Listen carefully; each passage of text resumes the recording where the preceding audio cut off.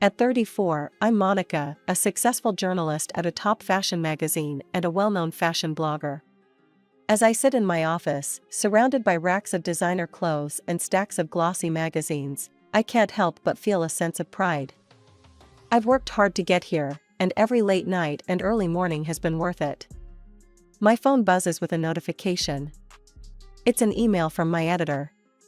"Monica, great job on the latest piece. The readers are loving it. Keep it up." I smile to myself. This is what I live for, the rush of creating content that resonates with people, the thrill of being at the forefront of fashion trends. But it wasn't always like this. My mind drifts back to my childhood, to the house where I grew up. It was a nice house in the suburbs, but for me, it was more of a battlefield than a home.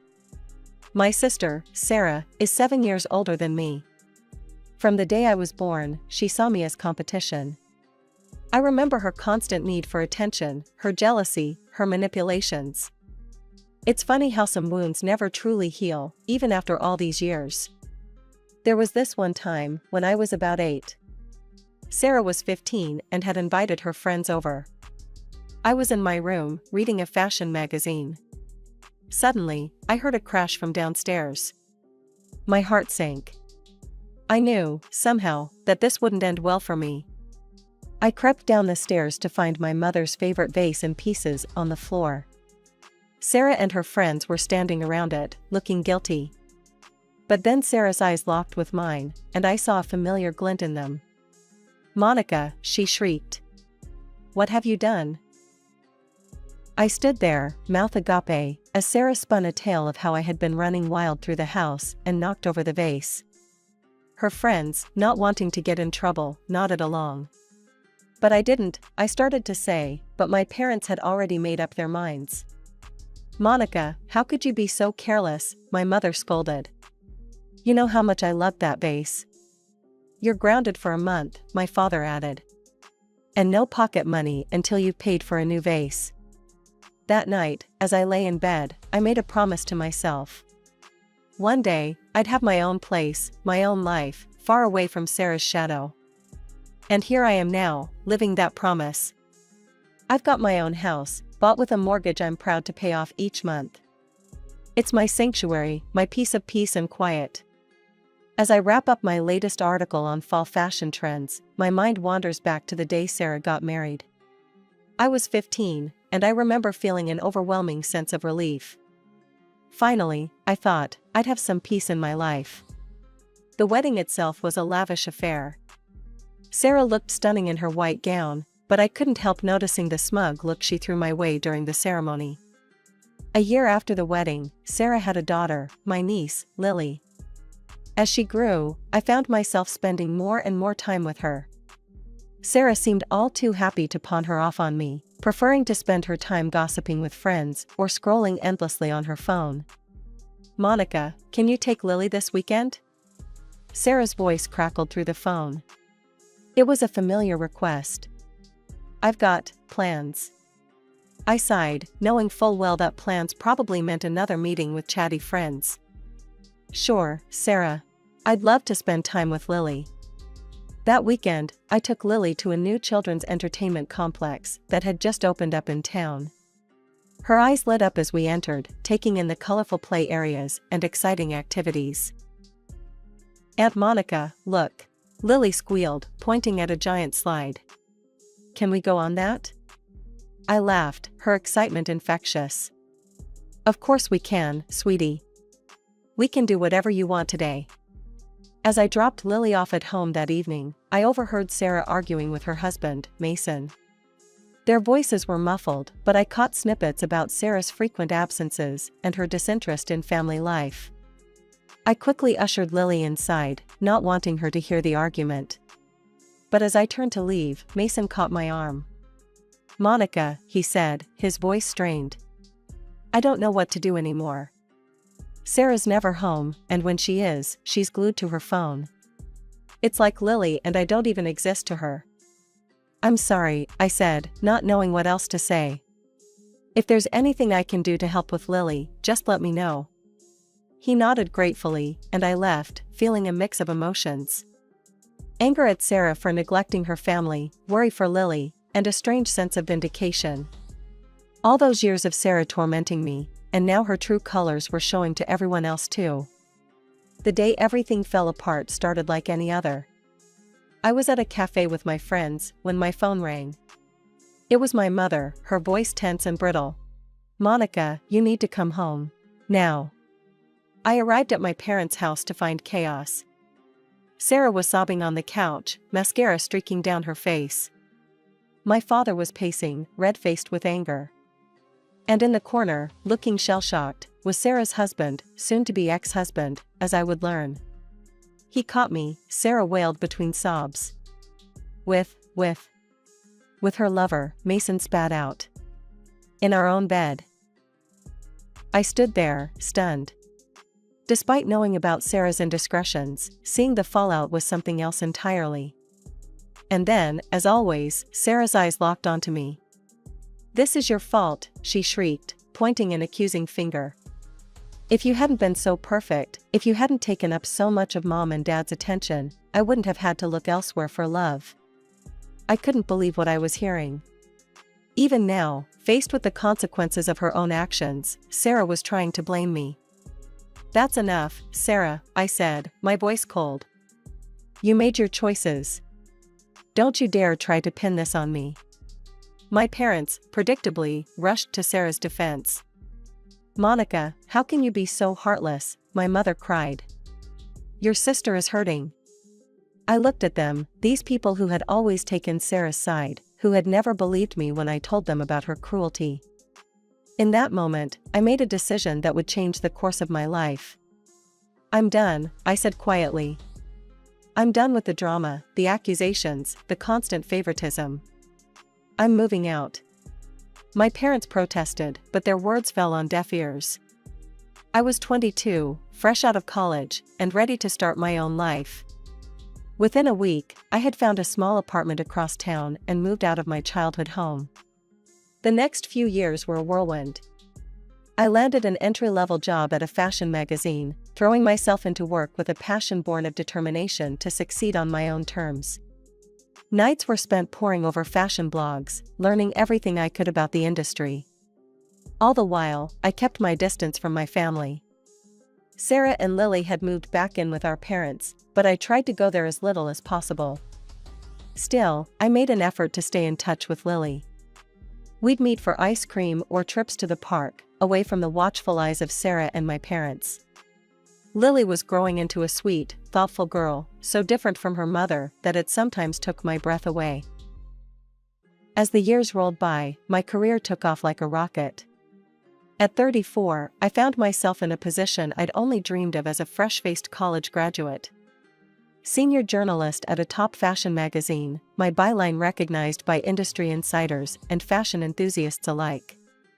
But that wasn't all. I'd also cultivated a significant following as a fashion blogger, my social media filled with outfit ideas, trend forecasts, and behind-the-scenes peeks at the glamorous world of high fashion. My phone buzzed with a notification. Another 1,000 followers on Instagram. I smiled to myself, remembering the days when I'd celebrate each new follower like a personal victory. As I flipped through the glossy photos, my mind wandered to my own wardrobe. I'd come a long way from the hand-me-downs and bargain bin finds of my youth. Now, my closet was filled with designer pieces, each one carefully chosen to reflect my personal style and the image I wanted to project to the world. My phone buzzed again. This time, it was a text from Lily, now a teenager. "Aunt Monica, can you help me pick an outfit for my friend's birthday party this weekend?" I smiled, warmth filling my chest. Despite the distance I'd put between myself and Sarah, Lily and I had managed to maintain a close relationship. She'd inherited my love for fashion, and I relished every opportunity to share that passion with her. "Of course, sweetie," I texted back. "Why don't you come over on Saturday morning and we'll put something together?" Sarah. The thought of my sister still brought a twinge of discomfort. We barely spoke these days, our interactions limited to terse exchanges at family gatherings I couldn't avoid. She was still living with our parents, still playing the role of the wronged woman, still using Lily as a pawn in her games. But I refused to let thoughts of Sarah dampen my mood. I had too much to be grateful for, too much to look forward to. My career was thriving, I had a beautiful home that I'd bought with my own hard-earned money, I had Alex, my fiancé, and I was finally, truly happy. As I scrolled through the latest runway looks on my tablet, my phone rang. Sarah's name flashed on the screen, and I sighed, bracing myself for what was to come. Monica, Sarah's voice was sharp, demanding. Lily needs a new outfit for her school dance. Something designer, obviously. Just make sure it's expensive and trendy. Lily needs to look better than those other girls. Before I could respond, she hung up. I stared at the phone, a mix of anger and resignation washing over me. How had I become responsible for dressing my niece? Despite my frustration with Sarah, I couldn't help but feel excited about shopping for Lily. At 15, she was developing her own sense of style, and I loved helping her explore that. The next day, Lily and I hit the mall. We spent hours trying on dresses, giggling over some of the more outrageous designs. In the end, we settled on a beautiful emerald green dress that made Lily's eyes sparkle. As we left the store, bags in hand, I couldn't help but feel a twinge of resentment. I loved spoiling Lily, but Sarah's expectation that I would foot the bill for all of Lily's clothing needs was becoming too much. A week later, I found myself at my parents' house for a family dinner. The tension was palpable as soon as I walked in. Well, look who decided to grace us with her presence, Sarah sneered from her spot on the couch, phone in hand as usual. I ignored her, focusing instead on Lily, who ran to give me a hug. Aunt Monica. I wore the dress to the dance. Everyone loved it. That's wonderful, sweetheart, I smiled, genuinely happy for her. My mother's voice cut through the moment. Monica, don't you think it's a bit much? Buying such expensive clothes for Lily when your sister is struggling? I blinked, taken aback. Excuse me? My father chimed in, his tone disapproving. You're always dressed in designer clothes, driving that fancy car. Don't you think you could help out your family more? I couldn't believe what I was hearing. Help out? I've been buying all of Lily's clothes for years now. Sarah hasn't spent a dime on her daughter's wardrobe and I don't know how long. Sarah's face twisted into a scowl. Oh, so now you're going to throw that in my face? Some of us don't have cushy jobs writing about shoes all day. I stood there, stunned into silence. How could they not see the truth? How could they still be taking Sarah's side after all these years? As I drove home that night, tears of frustration stinging my eyes, I realized that some things would never change. No matter how successful I became, no matter how much I did for Lily, in my family's eyes, I would always be the selfish one, the one who needed to do more. However, there was something else in my life, besides a good job and a terrible family. My fiancé. 2 years had flown by since I met Alex. When he proposed on a quiet evening at home, I didn't hesitate to say yes. As a fashion journalist, I knew the importance of the perfect wedding dress.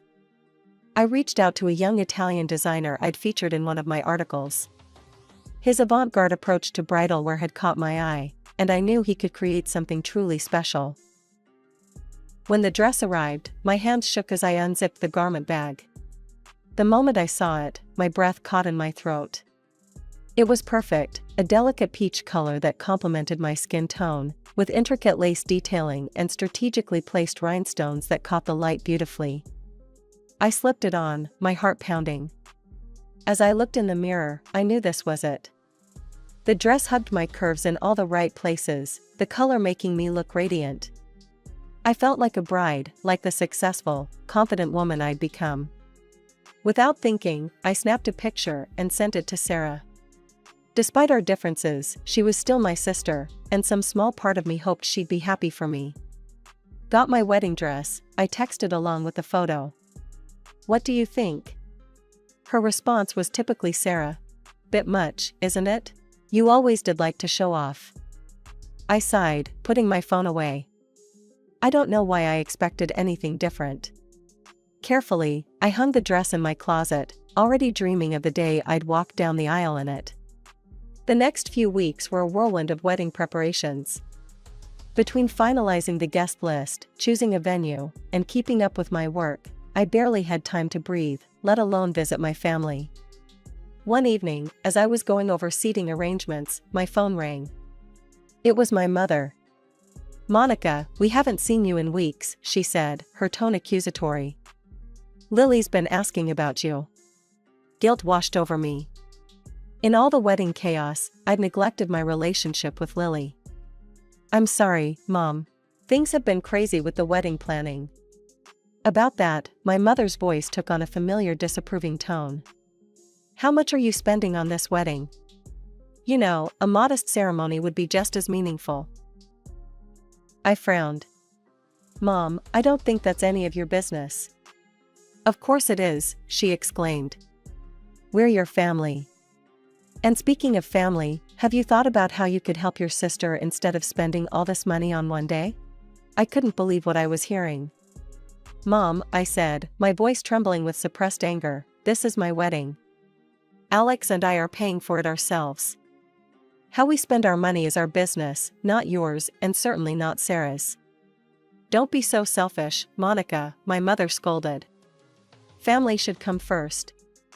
As I hung up the phone, I felt a mixture of anger and sadness wash over me. Even now, with one of the happiest days of my life approaching, my family couldn't simply be happy for me. Everything always had to revolve around Sarah and her needs. Just as the dust was settling from the wedding dress drama, a new storm was brewing. Lily was graduating high school, and with graduation came the inevitable school ball. My phone rang one afternoon while I was in the middle of a photo shoot. Sarah's name flashed on the screen. "Monica," Sarah's voice was demanding as ever. "Lily needs a dress for her graduation ball. I want you to buy her one from that new collection by, what's his name? The famous one you're always going on about." I knew exactly which designer she meant, and exactly how much his dresses cost. "Sarah, those dresses are incredibly expensive. We're talking thousands, sometimes tens of thousands of dollars. I'm not spending that kind of money on a dress Lily will wear once. It's not reasonable." "Fine," Sarah spat. "I'll tell Mom and Dad how greedy you're being. Don't bother calling Lily anymore." She hung up, leaving me standing in the middle of the studio, shaking with anger and frustration. True to her word, my parents called later that day, berating me for my selfishness and lack of family values. After a sleepless night, I came up with a solution. I called Lily, hoping she would answer, despite her mother's threats. "Lily, sweetie," I said, relieved to hear her voice. "I have an idea about your graduation dress. Why don't you come over and borrow one of mine? I have plenty of designer dresses you could choose from." There was a pause, then Lily's excited voice came through. "Really, Aunt Monica? That would be amazing." I could hear Sarah in the background, asking what was going on. After a moment, Sarah came on the line. "Fine," she said grudgingly. "We'll be over next week." A week later, I was at home, deep in concentration as I finished up an article for the magazine. The doorbell rang, and I opened it to find Sarah and Lily. "The dresses are upstairs in the guest room closet," I said, gesturing towards the stairs. "Why don't you two go up and take a look? I just need to finish this article." Sarah nodded curtly and led Lily upstairs. I returned to my computer, immersing myself back in my work. It seemed like only minutes had passed when I heard them coming back down. "That was fast," I said, surprised. "Did you find something you liked, Lily?" But before Lily could answer, Sarah was hurrying her out the door. "We need to go," she said abruptly. "Thanks for this." A few days after Sarah and Lily's strange visit, I decided to try on my wedding dress again. With all the family drama, I needed a reminder of the joy that was to come. I opened my closet, reached for the garment bag, and it wasn't there. Panic set in as I searched frantically through my entire wardrobe. The beautiful peach dress was nowhere to be found. And then it hit me, Sarah and Lily's hasty departure, their refusal to show me what they'd chosen. They hadn't borrowed a dress, they'd stolen my wedding gown. Furious, I drove to my parents' house. I burst through the door without knocking, making a beeline for Lily's room. There, hanging in her closet, was my peach wedding dress. "Lily!" I called out, my voice shaking with anger and disappointment. "How could you do this? Why would you take my wedding dress?" Lily appeared in the doorway, her face pale and eyes wide with shame. Before she could speak, Sarah pushed past her, her face twisted with rage. "How dare you barge in here and accuse my daughter?" Sarah spat. "You're so greedy, you can't even lend a dress to your own niece for her graduation?" I was stunned. "Lend? Sarah, you stole my wedding dress." "This isn't just any dress, it's for my wedding day." Sarah's eyes narrowed. "Oh, please, you have plenty of dresses. You're just jealous that Lily will look better in it than you ever could." "Jealous?" I couldn't believe what I was hearing. "Sarah, you're the one who's always been jealous. Of my career, my success." The room fell silent. Then, from behind me, I heard my mother's voice. "Monica, how dare you speak to your sister that way?" I turned to see both my parents standing there, their faces masks of disappointment and anger. "But she stole my wedding dress," I protested.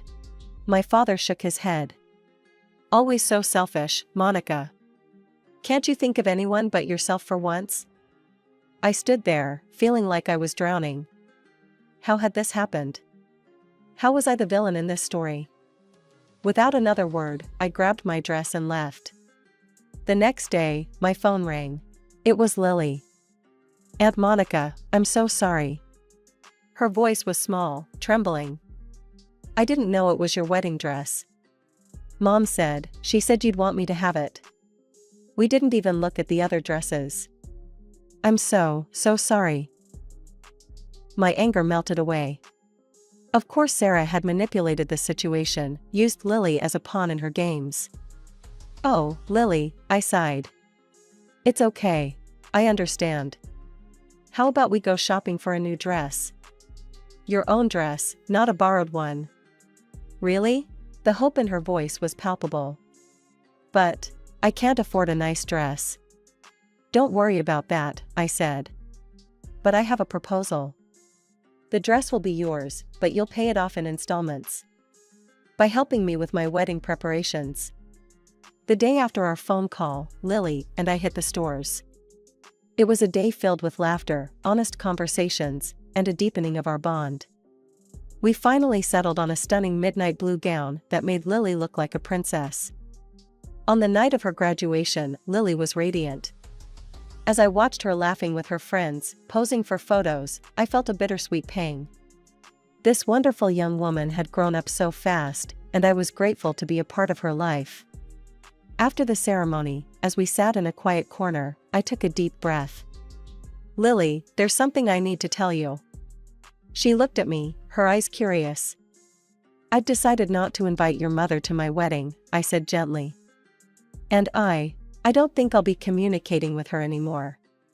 Lily nodded slowly, surprising me with her calm reaction. "I understand, Aunt Monica. So, does this mean I can't come to the wedding either?" "Oh, no," I exclaimed. "Lily, you're absolutely invited. In fact, I was hoping you'd be one of my bridesmaids." The next few weeks were a whirlwind of wedding preparations, with Lily by my side every step of the way. When my parents found out about my decision to exclude Sarah, they called to inform me that they wouldn't be attending either. To my surprise, I felt more relieved than upset. The day of my wedding arrived, bright and beautiful. As I stood in front of the mirror in my peach dress, Lily helping me with the final touches, I felt a sense of peace I hadn't experienced in years. The ceremony was perfect. Alex's face as I walked down the aisle, the love radiating from our friends and chosen family, Mason's surprising presence, my ex-brother-in-law. It all combined to create a day full of joy and new beginnings. As the reception wound down, Lily approached me, excitement written all over her face. "Aunt Monica, I got into college. In New York. Dad's helping me with the tuition." I hugged her tightly, thrilled for her new adventure. Oh, Lily, that's wonderful. You're going to do great things, I just know it. In the months that followed, life settled into a new rhythm. Lily moved to New York for college, calling me regularly for advice on everything from fashion to study habits. I want to be just like you, Aunt Monica, she'd say, making my heart swell with pride. I threw myself back into my work with renewed passion, my personal life finally free from the drama that had plagued it for so long. Alex was supportive and understanding, a true partner in every sense of the word.